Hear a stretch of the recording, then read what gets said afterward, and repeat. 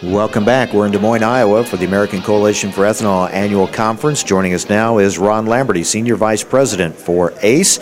Ron, good to talk to you. We have plenty to go over, and let's start right away with E15. And I guess maybe we had unrealistic expectations that when the approval started coming from EPA about E15 on certain model year cars, and even though we weren't happy that it wasn't across the board, we thought, well, okay, it's going to start happening. We'll start seeing E15 available at the pumps all across the country. Obviously, it doesn't move that quickly, but is it going to start happening anytime soon? It's possible that it can. I know one of the topics we're going to talk about a little later today is the regulations that have to be changed, and Iowa's done some things that we hope other states will take back to where they are and try to get those passed. But we've had I don't know, we thought they were realistic expectations about E15 even when the waiver was first submitted, but it's taken longer than we expected. And I guess the good news is that ACE and the other groups that are out there that promote ethanol have been talking about and working on these other regulations for a while. So they should be okay to kick in. One of the things was a lot of these regulators didn't want to talk about regulations of a fuel that didn't really exist yet. And so until EPA approved it, they're kind of waiting around. And hopefully what we can do now, and Christy Moore from RFA is here and is going to talk about it, and she's done probably the lion's share of the work on the stuff. Hopefully what we can do with that is clear that away in a couple of different places and on a federal level so that other states can adopt those same policies and go through. But every state has, rules and regulations and delays on laws that they put in place. So it's we could see it as early as probably the middle of September in some spots, but that's not likely. We're probably looking at early next year or at the earliest late this year. Now, you can find E15 in a blender pump, and it states on there you need a flex fuel vehicle to use it, but so what we're talking about is, with EPA saying that for 2001 and newer cars, that E15 is safe, so when are we going to be able to pull up to that pump where right now you have E10, and that could be E15? You're saying it could be next year. Yeah, I mean, it legally is what we're talking about. I mean, E15, E20, E30, all of those are legal already as a flex fuel. But for those people with 2001 and newer cars, which, that's 60% of the cars on the road today, and obviously that gets bigger every year because you get more new cars and less old cars. And those cars use 75% of the fuel, so it's an attractive market, and that's why as soon as somebody can, right now there's a low reed vapor pressure season that makes it, the regulations don't allow you to get a waiver for E15 that you get for E10, even though E15 has lower reed vapor pressure than E10. That ends September 15th. So theoretically, some people, and maybe Iowa will be the place that you'll see it first, will be able to do E15 on September 16th. But hopefully, again, the regulations sound really menacing and complicated, but they all kind of feed on one another. So once the bricks start coming out of that wall, hopefully it'll fall quickly. Fueling structure of this country gets complicated more than most of us realize. Now, the labeling issue, as we talked earlier with Brian Jennings, not exactly what the industry would like, but it's better than what it started off being. The idea is to not have a label that scares people off, that misleads them to thinking it's a product that could be harmful. So anytime you get into labeling, that's a challenge. So I know what the industry like to do is try to somehow turn a negative into a positive. Try to make the labeling where it's attracting people rather than scaring them off. Right. I mean, ethanol has always had that label issue. You've got people that, when they hang a sign that says no alcohol in our gas, whether it means anything or not, people are going to say, well, why are they warning me about this? We have the same issue, interestingly enough, the opposite way in Minnesota, where they're required to market premium gasoline as non-oxygenated fuel.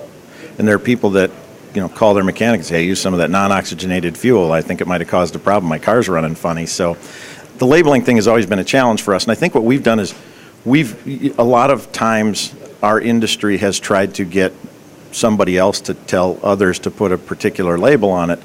There's never been anything that prevented us as an industry from marketing our fuel a certain way. So, what we're looking at is some opportunities to take the information we have, the stuff we're required to do, and then maybe make a more attractive version and a more informational version of those labels so that people can say, simply and quickly, they can say, okay, there's that pump, like the yellow gas cap was with the 85.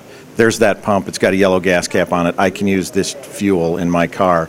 And, that fortunately, that'll be a transition. That'll be a short transition because, after all, you've got, 2001 cars in 10 more years. There won't be a lot of cars out there that are much older than that. And then people will be able to make up their mind on those things. So we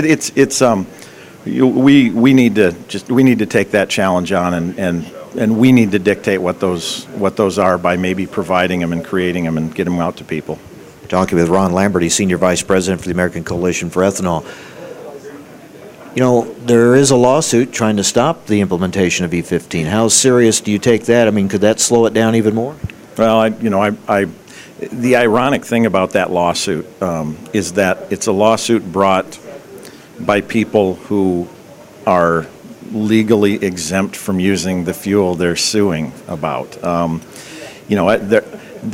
Understand that the reason that the small engine manufacturers are concerned about E15 doesn't have as much, the fact that there's an exception. Basically, when EPA did their testing, they said, well, 2001 and newer, not because they found anything bad with 2000 and older or because they found anything bad with small engines. They just didn't test those, so they can't grant the waiver based on that. What some of those other people are worried about, frankly, is that E15 is going to be too cheap and that their customers are going to want to put E15 in it. Now, in most cases, I guess I've run higher blends than that in different engines that I have, small engines. So I don't think we're going to have problems, but because of the record of complaints that are out there that have been manufactured in most cases, I think there are people that'll imagine they had them. So, as far as a lawsuit goes, I'm not a lawyer, but I can't imagine that somebody who is completely exempt from using a particular fuel would have any kind of legal standing to complain about it existing. It's like, if I don't, can someone who can't eat gluten, can they sue to get gluten out of everybody's, or somebody who doesn't even want to buy gluten-free stuff, can they sue to make sure that nobody can? I think it mostly was for public relations and to make a point, but a lawsuit sounds serious, and I think most people here can go, oh, wow, that's going to hold it up. But, you still have to go through the process in some cases, but I don't see how that could be relevant. The ethanol industry is now looking at the very real possibility, the end of VTEC, and the so-called ethanol compromise has now kind of gone by the boards too with what's happened in Washington. How does the ethanol industry move forward if there isn't any kind of a tax incentive there? Well, we get better at marketing our product. Instead of relying only on price, we talk about octane, we talk about the clean air benefits, oxygenation, we talk about domestic fuel and promote those factors. And, frankly, our industry's become more efficient. I think we can compete with some of these other products. Unfortunately, we feel like those other products have an unfair advantage right now, that they have some tax breaks that don't come to us. And so we have no trouble competing. Same thing with a blender pump. We like putting a blender pump out, putting all those fuels out there for people to see. We don't mind competing. What makes it harder is when you've got a situation like you are right now where if we go beyond the 10-yard line, we get flagged. And it's kind of hard to get to the other end zone that way. We'd love to see all flex-fueled vehicles and let us all throw down and do whatever we can, but and we'll keep working towards those kind of things. But in the meantime, we've got to make sure that we're expressing the benefits of ethanol clearly and making sure that people understand what it is, where they can get it, and the advantages to it. And then that's where the competition comes in. We'd like to see the others, take the same look at trying to help the nation with its budget that we did, but it doesn't look like that's going to happen. But that's a fair way to do it, and we think in that marketplace we would win. And finally, most of us are really happy when the price of oil drops and gas prices come down at the pump. But ethanol, when we look at it from from the production side and for those in the industry to make money producing ethanol, the ethanol price has always been tied to that oil price and gas price too. So can we get away from that? I mean, does a lower price at the pump for gas going to continue to hurt the profitability of ethanol plant? Well, I think all of those things move in concert. So when you have lower oil prices, you usually have lower input costs to the market or to the ethanol producer, so they can be dealt with. One of the things we were concerned about is what if the oil industry decides to flood the market with more fuel just to put that question out of reach. That's possible. The idea that we're going to be finding more fuel that we can give away at a lower price, I think, is kind of unlikely. But when those things happen, it affects all markets. Everything kind of moves along with oil, and if those prices go down, the input costs go down and the process costs go down. So, again, if all of the things that we're allowed to, that we're being told we have to do, the other guys have to do, or they have to give up, I think we can compete with those. But having really, really cheap fuel is not it's not something that I think we're going to see for a long period of time, unless it's on purpose. That's part of the reason that one of the proposals was that we do a VTEC that comes back on when the price of oil goes down and goes away when the price of oil goes up. That's what that procedure was. That's what that policy was based on. We didn't get that, and it doesn't look like we're going to. So we're in a world where we just got to compete, and again, we want to make sure that it's fair, and we're going to keep working towards that. But we got a pretty efficient industry that's been through some tough times, and I think we'll keep going, and we'll get through these times too.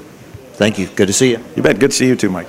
Ron Lamberty, Senior Vice President for the American Coalition for Ethanol. All right, coming up next, former South Dakota Congresswoman Stephanie Herseth Sandlin will join us. We're going to talk about what's going on in Washington, her perspective now as she's looking at it from the outside. Next on AgriTalk.